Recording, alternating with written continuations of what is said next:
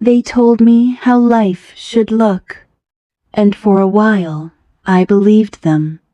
Wake up early, work hard, find the right person, buy the house, smile in the pictures, call it happiness.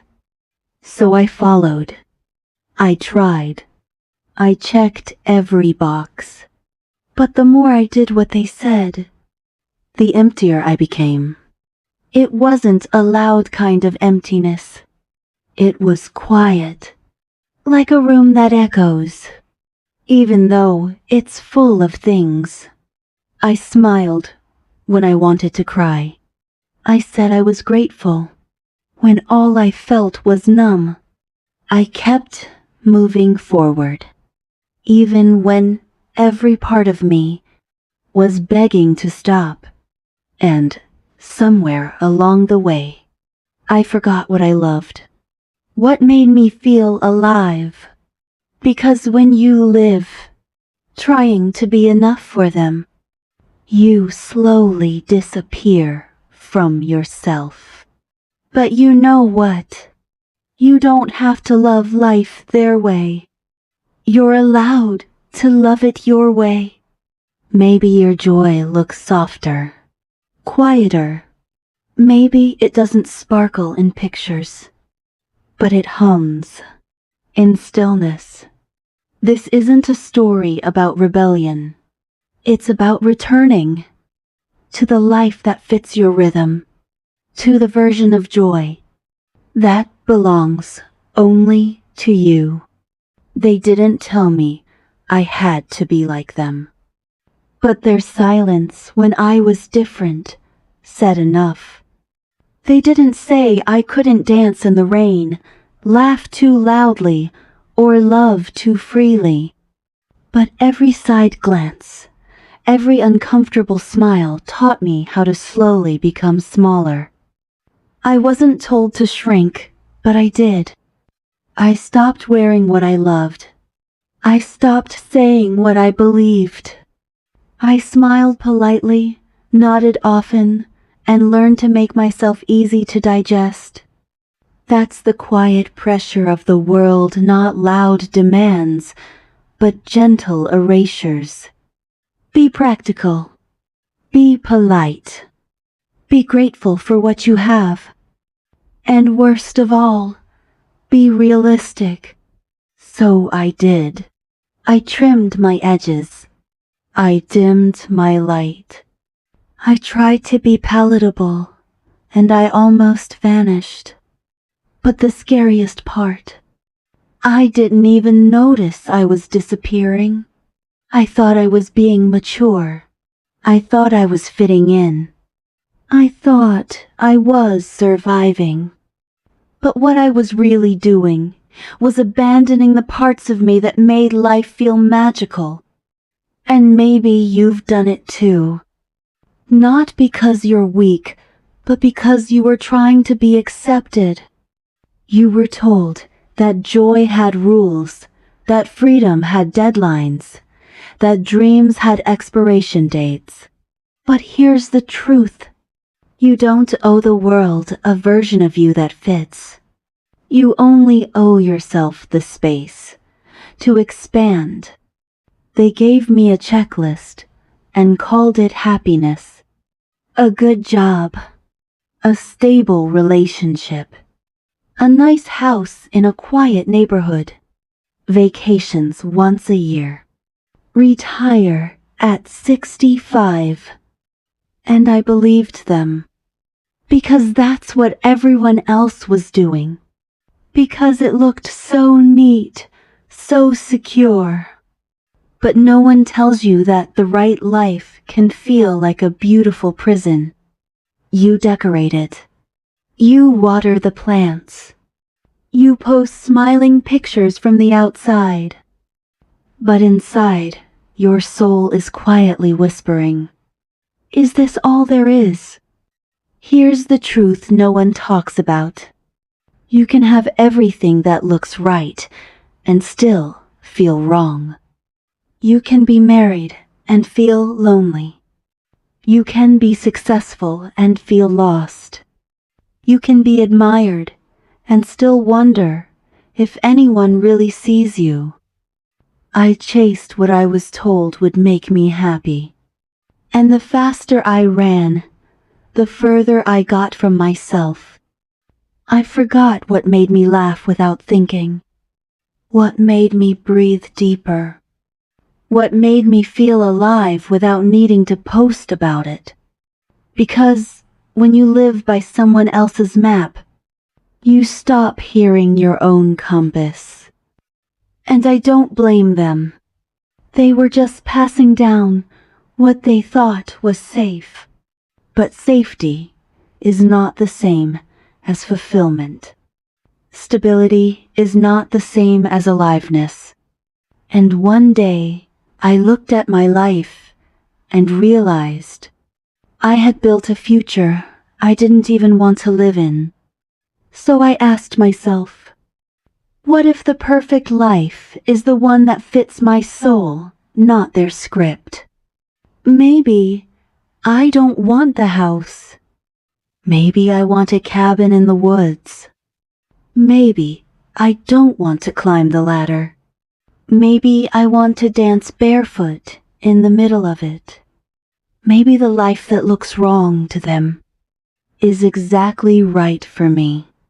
It didn't happen all at once. Not like lightning, not like an earthquake. It came quietly, like a crack forming in glass. Tiny, almost invisible, but spreading. One morning, I stood by the window sunlight brushing my face. And for a second, I felt something stir. A memory of who I used to be. Of how it felt to wake up with wonder, not with a to-do list. Then came a song on the radio. I hadn't heard it in years. But suddenly, I remembered a version of myself that used to dance to that song barefoot in the kitchen. And I froze, because I didn't know where she had gone. Or maybe I did. Maybe I left her behind. Piece by piece, every time I said yes to what wasn't me. But she was still there, waiting. Not angry, just quiet. And the more I tried to silence the longing, the louder it grew. Not in a way that demanded anything, but in moments so soft, they almost went unnoticed. A breeze through the trees. A dream that lingered after I woke. The ache in my chest when I passed a bookstore. The way my heart sped up at the sight of a paintbrush. The tears that welled up for no reason, and every reason. It wasn't sadness. It was remembrance. My soul wasn't trying to hurt me. It was trying to reach me. It whispered, "You're still in here, and I'm still waiting." And in those cracks, where the pattern of my life started to break, I saw light. I saw the parts of me I thought were gone. The artist, the dreamer, the girl who once believed in magic. The woman who didn't need to be impressive, just present. It wasn't a breakdown. It was a breaking open. Before I was told who to be, I already knew who I was. Not in words, but in colors, in movement, in feelings too big for my little body. I remember writing poems in my school notebook, not because I had to, but because the words wouldn't stay quiet inside me. I remember singing out loud, on swings, in the shower, into my hairbrush, as if every note knew where it belonged. I remember running barefoot through fields, arms out like wings, believing I could actually fly. Back then, I didn't care if I was good at it. I didn't ask for permission. I didn't need applause.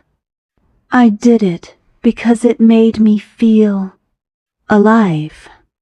But slowly, the world started to speak louder than my heart. Be realistic.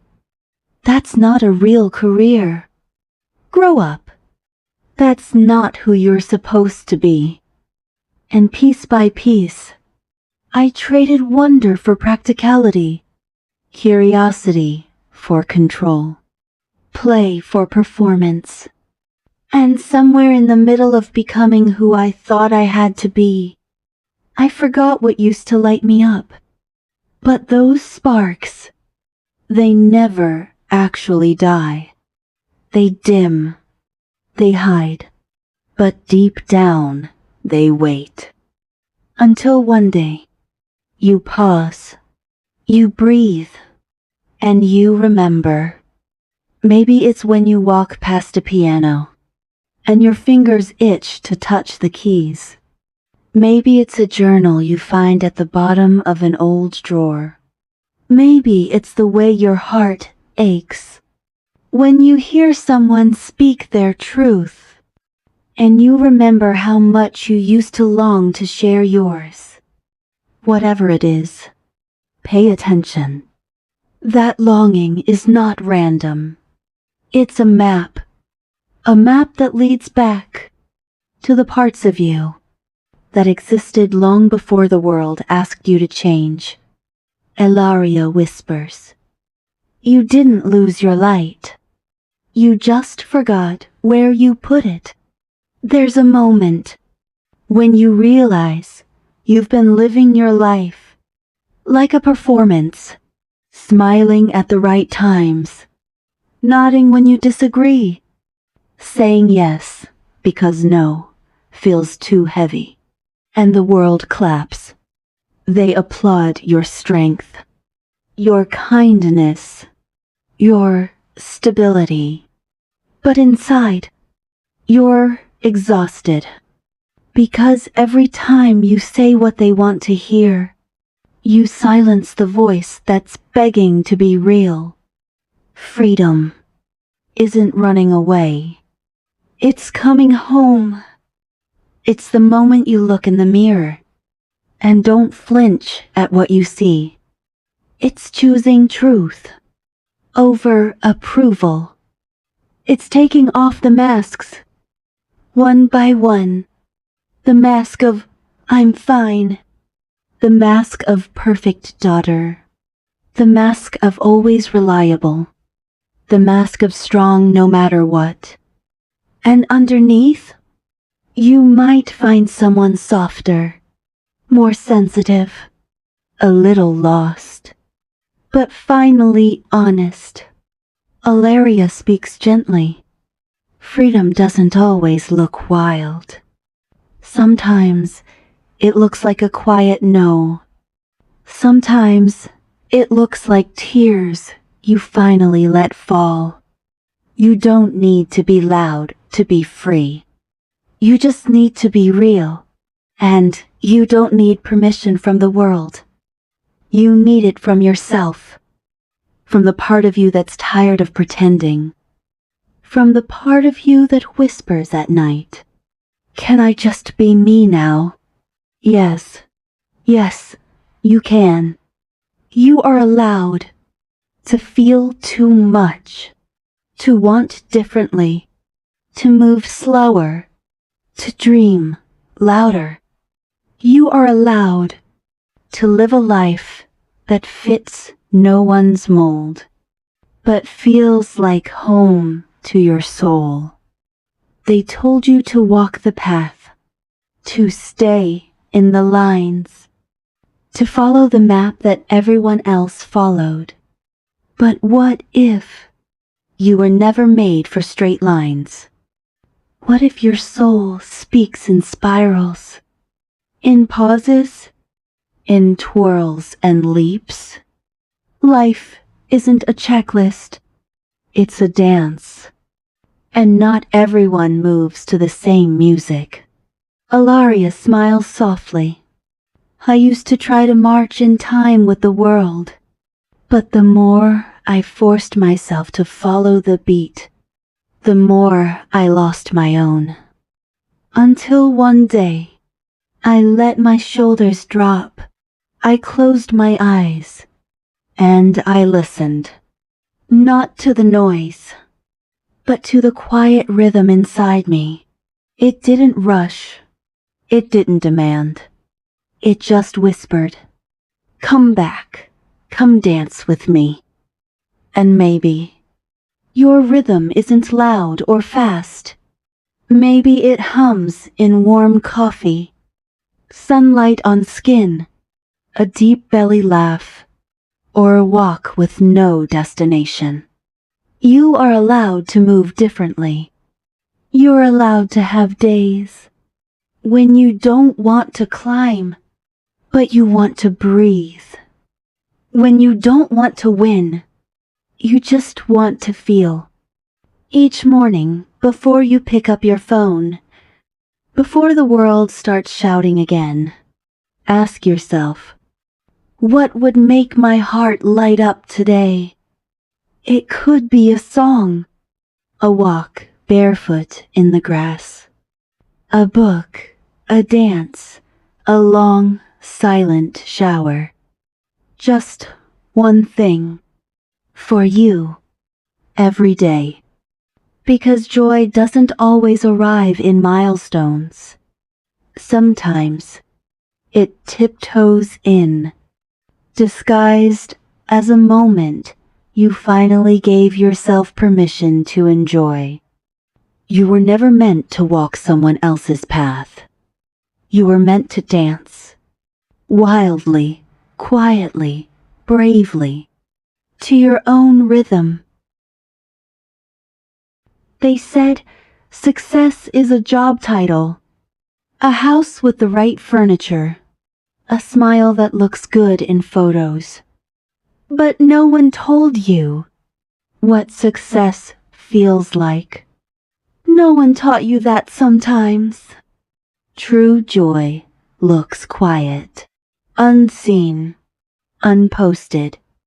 Joy is dancing in your kitchen, with no one watching, laughing at your own joke, with tears in your eyes, wearing that ridiculous dress, just because it makes you feel like sunlight. I used to think joy had to be earned, that I needed to be productive, useful, impressive, before I deserved it. But joy isn't a reward. It's your right. It's your birthright. And you don't need to justify it. Maybe today, success looks like choosing peace. Maybe it's saying no, or saying yes to something silly like painting with your fingers, buying yourself flowers, turning off your phone, singing off-key to a song that only you love. Let go of the idea that your life has to look good in order to feel good. Because some of the most beautiful lives aren't documented. They're simply lived. Tonight, write down 3 things that made you smile this week. They don't have to be big. They just have to be yours. Redefining success isn't giving up. It's waking up to the truth that you were never here to follow their rules. You were here to feel deeply, to breathe fully, to love wildly, to laugh without reason. Let your joy be unreasonable. Let your happiness be yours, even if no one else understands it. Because the most powerful kind of joy is the kind that whispers, I don't need the world to clap. I'm just happy to be alive. They taught you to tone it down, to soften your voice, to smile more and dream less, to be easy to love, which really meant to be easy to control. But what if I told you, you don't have to choose? You can be soft and still roar. You can be kind and still say no. You can be gentle and still take up space. You don't have to shrink to be worthy. You don't have to dim your fire just because someone else is afraid of the heat. There's a wild in you, not chaotic, not reckless, but free, deeply sacred. It's the part of you that dances without music, that feels things too deeply, that dreams at 2 a.m. and cries at sunsets, and laughs until your stomach hurts. You were told that was too much. But what if it was your magic all along? What if love isn't meant to tame you, but to celebrate the wilderness within you? You don't need someone to handle you. You need someone who sees your bigness and says, "More of that, please." Elaria asks, when was the last time you let yourself be fully, wildly you? No edits, no filters, no performance. Just you, laughing too loud, loving too hard, living too big. You deserve a life that holds space for your softness and your storm, your silence and your symphony. Hold that space. Claim it. Be all of you. They told you to build a life, brick by brick. Job, house, status, smile. Check the boxes. Climb the ladder. Be grateful. But what if, instead of building up, you started building in? What if you could create a life that feels like coming home to yourself? Your home isn't a place. It's a feeling. And if your life doesn't let your soul breathe, it's not home yet. Some homes look beautiful from the outside, but inside, they echo with emptiness. Some days are filled with plans, but no presence. What if the most powerful thing you could do was stop, breathe, feel, and ask yourself, does this version of life feel like mine? Design your life, not from fear, but from freedom. Not from what they told you to want, but from what brings you peace. Start with your mornings. Do you wake up with softness or stress? Look at your space. Does it reflect your soul or your survival? Ask, where do I feel most alive? When do I feel most at home in my body? And then, piece by piece, start choosing that. Let your life exhale with you. Let your calendar have room for breath. Let your home hold quiet. Let your relationships hold truth. You don't need to prove your life is perfect. You just need to feel that it's yours.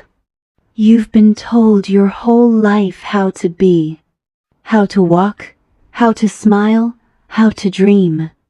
And slowly, you learned how to shrink. You learned how to silence your joy, soften your truth, fold your wings. But today, just for this moment, I want you to unfold. Let yourself take up space. Let your laugh be loud. Let your stillness be enough. You don't have to fit in to belong. You belong when you are fully, unapologetically you. If you've ever been called too much, too sensitive, too soft, too slow, too dreamy, then this is your home. You are not too much. You are just deep. You are not broken. You are just awake. And maybe, just maybe, you're not here to follow the path. You're here to light it. Take one more breath with me now. Gently in and out. Feel your shoulders soften. Feel your heart remember. You don't need permission to live differently. You don't need approval to love freely. You don't need to explain your joy. You are allowed to love life in your own language, at your own pace, in your own way. This is your reminder. Your rhythm is sacred. Your softness is power. Your life is yours to love. And here, in this space we've created together, there is room for all of you. Elaria Healing is here for your version of joy. Your voice, your breath, your becoming. You don't have to walk this path alone anymore. We're walking it together. One breath, one truth, one beautiful moment at a time.